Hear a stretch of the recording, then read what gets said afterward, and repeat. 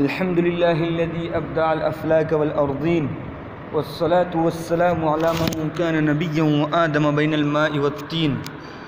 أما بعد، فأعوذ بالله من الشيطان الرجيم. بسم الله الرحمن الرحيم. نون والقلم وما يسطرون، ما أنت بنعمة ربك بمجنون، وإنك لعلى خلق عظيم. وقال في موضع آخر: لقد كان لكم في رسول الله أسوة حسنة. وقال النبي صلى الله عليه وسلم: المسلم من سلم المسلمون من لسانه ويده. حمد و ثنا اور کبریاء خدائے بزرگ و برتر رب العالمین جل جلالہ کے لیے، اور درود و سلام آقائے دو جہاں، رحمت کائنات، فخر موجودات، خاتم النبیین، امام المرسلین، سید الاولین والآخرین، رحمت للعالمین، ہادی السبل، خاتم الرسل، احمد مجتبی محمد مصطفیٰ صلی اللہ علیہ وسلم کے لیے.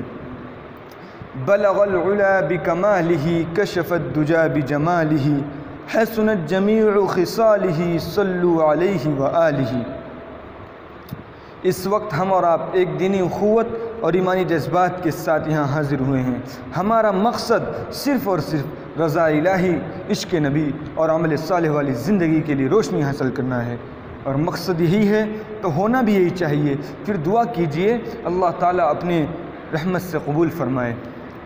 آج کا ہمارا عنوان ایک ایسا عنوان ہے جس کی ضرورت ہے. یہ عنوان نہ سیاست سے متعلق ہے، نہ تجارت سے، نہ امامت سے، نہ سیادت سے، نہ قیادت سے، بلکہ محسن انسانیت، رحم و کرم کے پیکر، رب العالمین کے محبوب، رحمت للعالمین صلی اللہ علیہ وسلم کے اخلاق کریمہ و عظیمہ کے متعلق ہے.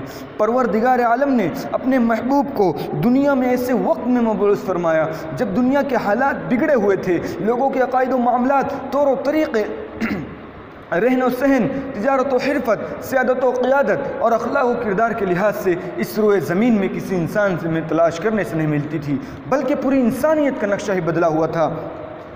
عابد اور معبود میں کافی دوری پیدا کر چکے تھے. انسان کو انسان بنانے، اخلاق و کردار کا نمونہ پیش کرنے کے لیے آقا دو جہاں رحمت للعالمین صلی اللہ علیہ وسلم کی بعثت ہوئی، کیونکہ صدیوں سے ایسے اخلاق کے حامل محسن اعظم صلی اللہ علیہ وسلم کے اخلاق کریمہ و عظیمہ کی بشارتیں تورات، انجیل، زبور کے ذریعے نسلاً بعدہ نسلاً لوگوں کو سنائی جاتی رہی.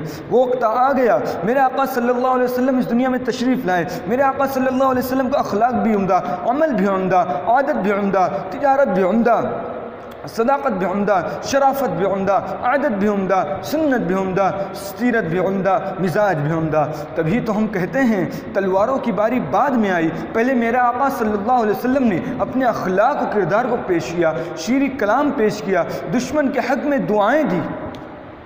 ایک طرف کفار و مشرکین کی دردناک، اذیتناک، تکلیف دہ باتیں ہوتی تھی، تو دوسری طرف میرے آقا رحمت للعالمین صلی اللہ علیہ وسلم کہ اخلاق کریمہ و عظیمہ ہوتے اور دشمن کے حق میں دعائیں ہوتی. اللہ اللہ ایسے پیارے رسول صلی اللہ علیہ وسلم ایک طرف کفار مکہ دشمنی کرتے، تو دوسری طرف میرے آقا صلی اللہ علیہ وسلم کے پاس ان کی امانتیں ہوتی اور صادق و امین کے لقب سے پکارے جاتے. جب سرور کائنات نے مکہ میں توحید کا پرچم لہرایا، اسلام کی دعوت دی، تو لوگوں کی نظر میرے آقا کی طرف اٹھی. کسی نے امانتیں رکھ کر آزمایا، کسی نے گالیاں دے کر آزمایا، کسی نے کوڑا ڈال کر آزمایا، کسی نے فندہ ڈال کر آزمایا، کسی نے کوڑا ڈال کر آزمایا، کسی نے فندہ ڈال کر آزمایا، کسی نے مجنو کہہ کر آزمایا، کسی نے دیوانہ کہہ کر آزمایا. تو کسی نے مجنو کہہ کر آزمایا، کسی نے دیوانہ کہہ کر آزمایا، کسی نے دوست بن کر آزمایا، کسی نے دشمن بن کر آزمایا، کسی نے مہمان بن کر آزمایا، کسی نے دشمن بن کر آزمایا، تو کسی نے مہمان بن کر آزمایا. لیکن میرے آقا صلی اللہ علیہ وسلم نے سب کو خوش کر دیے. میرے آقا صلی اللہ علیہ وسلم نے کسی کو ناراض نہیں کیا. آئیے دوسروں سے میرے آقا صلی اللہ علیہ وسلم کے اخلاق و کردار کے بارے میں معلوم کرتے ہیں. ایک یہودی میرے آقا صلی اللہ علیہ وسلم کے گھر مہمان بن کر آتا ہے. آنے کا انداز عجیب و غریب ہے. آنے کا انداز عجیب و غریب ہے، ہاتھ میں ننگی تلوار لیے ہوئے ہیں، کلام گستاخانہ، نہ ادب نہ احترام۔ آ کر کہتا ہے یا محمد میں تیرا مہمان ہوں، بہت دور سے آیا ہوں، تھکا ماندہ ہوں، بھوکا پیاسا ہوں، پہلے مجھے کھانا کھلاؤ۔ قربان جائیے میرے آقا صلی اللہ علیہ وسلم کے اخلاق کریمہ و عظیمہ پر۔ میرے آقا فرماتے ہیں ہاں ہاں تم میرا مہمان ہے۔ سبحان اللہ، کتنا عمدہ اخلاق ہے۔ میرے آقا صلی اللہ علیہ وسلم نے نہ نام معلوم کیا گیا، نہ یہ پوچھا گیا کہ کس لیے آئے ہو، ہاتھ میں ننگی تلوار لیے ہو، کیا ارادہ ہے، کب تک قیام رہے گا۔ میرے آقا صلی اللہ علیہ وسلم فرماتے ہیں ہاں ہاں تم میرا مہمان ہے۔ میرے آقا صلی اللہ علیہ وسلم نے دسترخوان لگایا، یہودی مہمان دسترخوان پر دھڑلے سے بیٹھ جاتا ہے، کھانا شروع کرتا ہے، نہ میرے آقا کا خیال کرتا ہے، نہ سنت کا خیال کرتا ہے، روٹی توڑ کر کچھ کھاتا ہے، کچھ گراتا ہے۔ میرے آقا صلی اللہ علیہ وسلم اپنے نگاہ نبوت سے دیکھ رہے ہیں کہ میرے ہی دسترخوان پر میری ہی سنت کی دھجیاں اڑائی جا رہی ہیں، اور یہودی مہمان بھی میرے آقا کو بھی تکلیف پہنچا رہا ہے، جان بوجھ کر تکلیف پہنچا رہا ہے، لیکن قربان جائیے میرے آقا صلی اللہ علیہ وسلم کے اخلاق کریمہ و عظیمہ پر۔ یہودی مہمان سوچتا ہے کہ محمد نے نہ برا کہا، نہ بھلا کہا، نہ تکلیف پہنچائی، نہ بھوکا رکھا، نہ پیاسا رکھا، نہ بیگانہ رکھا، بلکہ عزت دی، ہمت دی، حوصلہ دیا، کھانا پیش کیا، سارے گھر کا کھانا پیش کر دیا، آرام دیا، راحت دی۔ یہودی مہمان دل ہی دل میں سوچتا ہے کہ برسوں سے سنتا چلا آ رہا ہوں کہ مکہ میں آخری نبی جو محمد صلی اللہ علیہ وسلم ہوں گے، پیدا ہوں گے، اور ان کے اخلاق و کردار بڑے عمدہ ہوں گے۔ یہ اخلاق، یہ کردار، یہ باتیں، یہ اوصاف میں موجود ہے، لیکن پھر بھی محمد صلی اللہ علیہ وسلم کو آزمایا جائے، جس سے محمد صلی اللہ علیہ وسلم کو تکلیف ہو، پھر دیکھا جائے کیا وہی محمد ہیں جن کے بارے میں سنتا آ رہا ہوں۔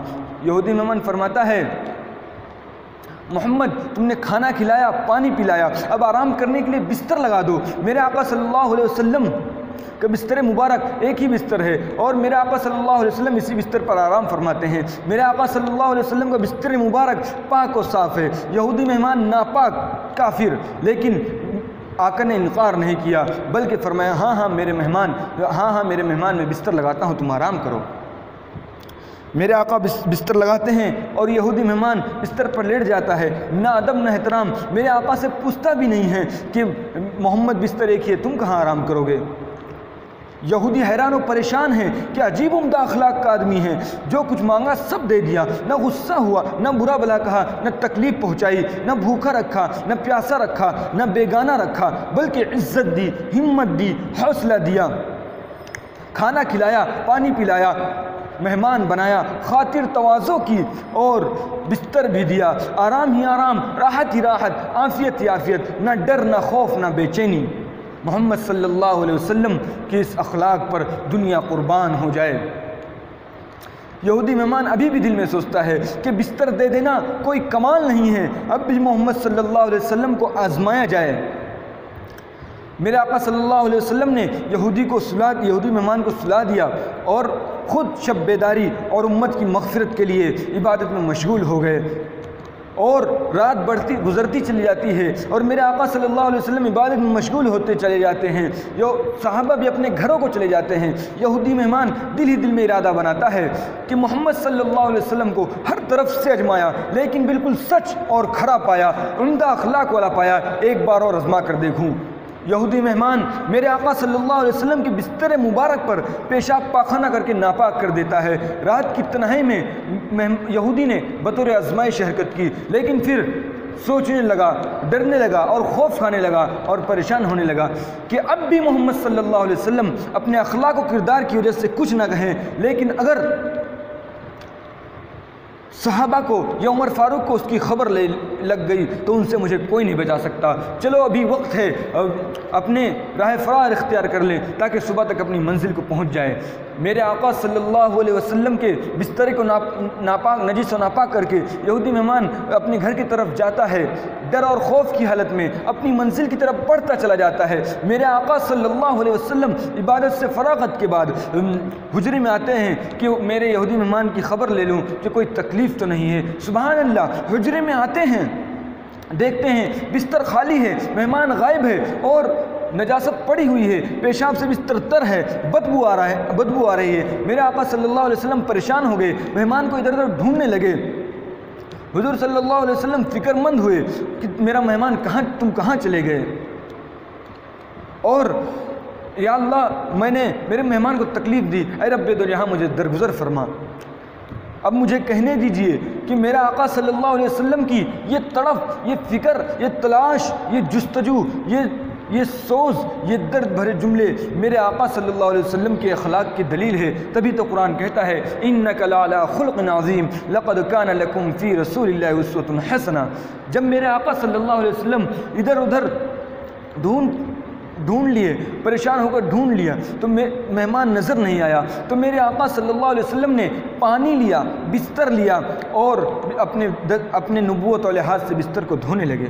اتنے میں میرے آقا صلی اللہ علیہ وسلم کے میرے آقا صلی اللہ علیہ وسلم کے خادم حضرت بلال آئے، میرے آقا صلی اللہ علیہ وسلم کو دیکھ کر پریشان ہو گئے، تڑپ گئے، کہا کہ یہ کام میرے ذمے کیجئے، میں آپ کا خادم اور غلام ہوں، آپ میرے رہتے ہوئے تکلیف نہ اٹھائیے۔ میرے آقا صلی اللہ علیہ وسلم کا جواب سن کر اخلاق اپنائیے، درد مند بنیے، اسوہ حسنہ اپنائیے، سنت اپنائیے۔ میرے آقا صلی اللہ علیہ وسلم نے فرمایا بلال مہمان میرا تھا نہ کہ تیرا، خدمت کا حق بھی میرا بنتا ہے، کل میرا رب مجھ سے سوال کرے گا تو مجھ سے سوال کرے گا نہ کہ تجھ سے، اس لیے بستر ہم ہی صاف کریں گے۔ حضرت بلال دیکھتے جا رہے ہیں اور میرے آقا صلی اللہ علیہ وسلم بستر کو صاف کرتے چلے جا رہے ہیں۔ لوگوں دیکھو ذرا، انداز کتنا پیارا ہے، بات کتنی اچھی ہے، عادت کتنی نرالی ہے، طریقہ کتنا عمدہ ہے، اخلاق و کردار کتنا بلند ہے۔ محمد صلی اللہ علیہ وسلم آپ کی صدا پر دنیا قربان ہو جائے۔ آج ایسا اخلاق مسلمانوں کی بات میں، کردار میں، عادت میں، اخلاق میں، شجاعت میں، صداقت میں، بہادری میں، عدالت میں، قضا میں، ایمان میں، حیا میں آ جائے اور محمد صلی اللہ علیہ وسلم کی پیروی ہو جائے تو میں کہتا ہوں، یقین ہی نہیں بلکہ پورے یقین کے ساتھ کہتا ہوں، تمہاری کامیابی ہوگی، تمہاری عزت ہوگی اور تمہاری قدر ہوگی، تمہاری قیمت اور بڑائی ہوگی، تمہاری حقیقت اور اہمیت ہوگی، تمہاری پہچان اور شناخت ہوگی۔ لیکن جب تم نے اپنے اخلاق و کردار کو بگاڑا اور محمد صلی اللہ علیہ وسلم کی سنت کو چھوڑا تو پھر کیا ہوا وہ تمہاری نظروں کے سامنے ہے۔ تمہارے ہاتھ سے کامیابی گئی، تمہارے ہاتھ سے عزت اور قدر بھی گئی، تمہارے ہاتھ سے قیمت بھی گئی، تمہارے ہاتھ سے بڑائی بھی گئی، تمہارے ہاتھ سے حقیقت بھی گئی، تمہارے ہاتھ سے پہچان بھی گئی۔ آج یہود و نصارہ اور اسلام کی دوسری دشمن طاقتیں مسلمان کو ذلت کی نظر سے دیکھتی ہی نہیں بلکہ ذلیل سمجھتی ہیں اور اسلام کو بدنام کرتی ہیں۔ اس لیے اسوہ حسنہ اپنائیے، سنت پر عمل کیجئے، درد مند بنیے۔